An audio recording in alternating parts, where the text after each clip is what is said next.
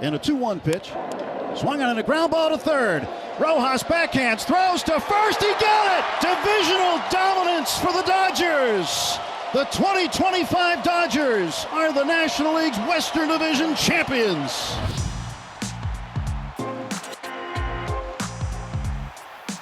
From MLB.com, this is the Morning Lineup Podcast.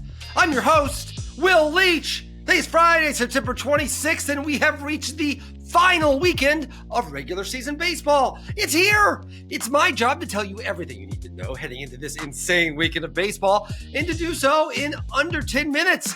There's so much to know. No more yammering, Leach. You've got to let these people know what they've got to know.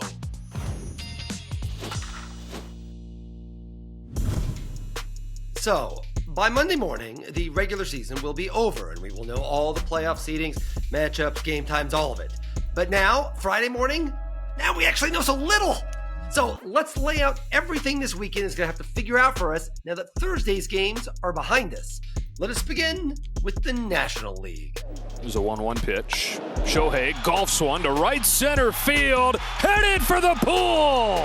Splash! That was Shohei Ohtani. You've heard of him. He is 54th homer, his career high, tying last year anyway, as the Dodgers beat the Diamondbacks 8-0 on Thursday. That locked up the NL West for the Dodgers, their fourth consecutive division title, and their 12th in the last 13 seasons. Last time the Dodgers didn't make the postseason was 2012, which is the year outfielder Andy Pages was born. Okay, wait, that's not right. Never mind. But it was still a really long time ago. The Dodgers are now locked into the number 3 seed in the NL. No bye for them. The byes in the NL West are going to the Milwaukee Brewers and the Philadelphia Phillies. The Brewers didn't play on Thursday, but the Phillies did, and they had almost exactly as many highlights as the Brewers, and still won! Alec Boehm had an RBI ground out in the bottom of the first, and that was it for all the scoring in a 1-0 Phils win over the Marlins. All the Brewers now have to do is win one of their games against the Reds this weekend, and they'll have home field advantage throughout the World Series. Either way, neither team after this weekend will play until the NLDS begins on Saturday, October 4th. So Brewers and Phillies fans, kick back, relax for a while. Or even better, watch everybody else freak out! The numbers 4 and 5 seeds will go to the Cubs and the Padres. They're actually going to be playing each other in the wildcard series next Tuesday, and the only question is to where, Wrigley Field or Petco Park. The Padres are 2 games behind the Cubs heading into the weekend, but they do hold the tiebreaker if they end up deadlocked. The Cubs get the Cardinals this weekend. The Padres, they host the Diamondbacks. So that's all set, but what about the final wildcard slot? The team that gets to go to the Dodger Stadium for the wildcard series on Tuesday? Ooh, that one's very much up in the air. Heading into Thursday, the Mets held the top spot with the Reds and Diamondbacks, both of whom hold the tiebreaker over the Mets, 1 game back. On Thursday, the Mets, well, they did what they had to do. Drill deep, left field. Hap going back, onto the track, looking up. This one is gone. What a shot by Lindor to put the Mets up 3-0 in the top of the 3rd inning. Francisco Lindor hit his 30th homer. He's now a 30-30 guy for the second time in his career as the Mets beat the Cubs 8-5. That's why the Cubs are only 2 games up in the Padres rather than 3, as I said earlier. You get it. So, the Mets, they held serve. So how about the Reds? Well, they were leading the Pirates 2-1 in the bottom of the 9th when Brian Reynolds came up to the plate as a potential tying run. He launched a ball over the wall in right field. Ordinarily, that would tie the game. But He swings. High fly right field. Marte all the way back. Leaps at the wall. He caught it! He takes away a game-tying home run! Yep, it turns out that Noelvin Marte's glove was in the way. Marte's catch saved the game and perhaps the season for the Reds, giving them the win and keeping them 1 game back from the Mets. Woo! As for the Diamondbacks, well, I already told you earlier they lost to the Dodgers, which was very great for the Dodgers, but very, very bad for the Diamondbacks, who are now 2 back. That sets up this final weekend. You've got the Mets in the final wildcard spot, traveling to Miami to face the Marlins. The Reds, 1 game back, traveling to Milwaukee to face the Brewers. And the Diamondbacks, 2 games back, traveling to San Diego to face the Padres. 2 of those team seasons will be over by Monday. This weekend will tell us which 2. Exciting! After the break, well, if you thought that was compelling, wait until I tell you there is in fact a whole other league. They call it the American League. Yeah, like the country.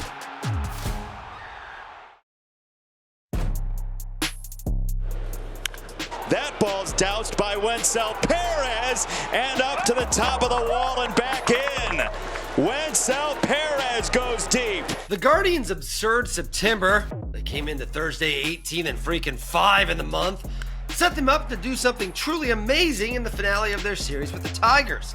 They had a chance to finish off a sweep, take a 2-game lead in the AL Central, reduce their magic number to 1, and, with an Astros loss to the A's, clinch a playoff spot.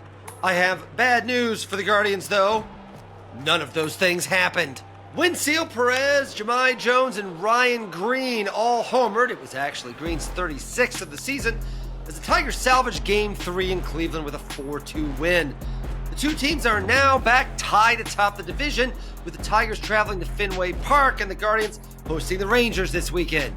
If they're still tied at the end of that weekend, the Guardians, thanks to their 8-5 head-to-head record with the Tigers, will win the division. But there could still be hope for whoever does not win the division, because the last wildcard spot, it is still available. But the Astros, who haven't missed the playoffs since 2016, may have something to say about that. Christian Walker hit his 24th homer and Framber Valdez struck out 10 as the Astros finally ended their 5-game losing streak with an 11-5 win over the A's. Boston lost on Thursday, so they're still just 2 games up on each of those 3 teams, one of which, the Tigers, they happen to play this weekend. I just mentioned that about a minute ago. I hope you were listening. The Astros are headed to Anaheim, which will assure those other 3 teams will be staying up very late the next couple of nights to watch them play and hopefully see them lose. Meanwhile, the Yankees and Blue Jays came into Thursday tied atop the AL East. Guess what? They're still tied. Grounded and pass. Lee into left field. Judge scores. Bellinger scores. Rice rounds third. They're sending him home. Here's the throw. He'll score.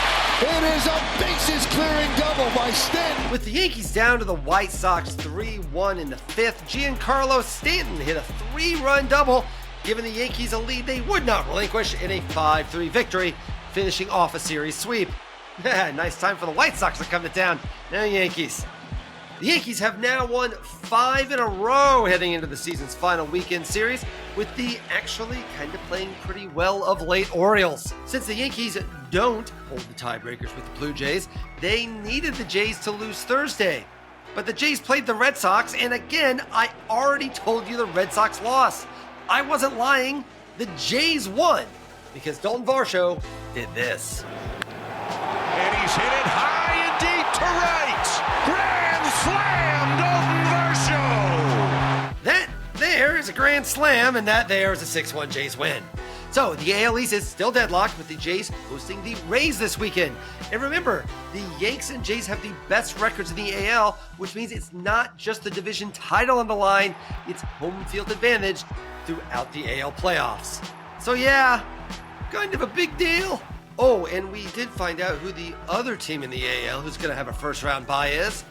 Let's see if you can guess who it is. $64,000 pyramid style. Okay, Trident. Dumper. Yeah, Seattle. That's right, Seattle. The Mariners beat the Rockies 6-2 on Thursday to win their 7th in a row and lock down at least the number 2 seed in the AL. They're actually only 1 game behind the Yankees and Jays for the number 1 seed, though they do lose the tiebreaker to each team.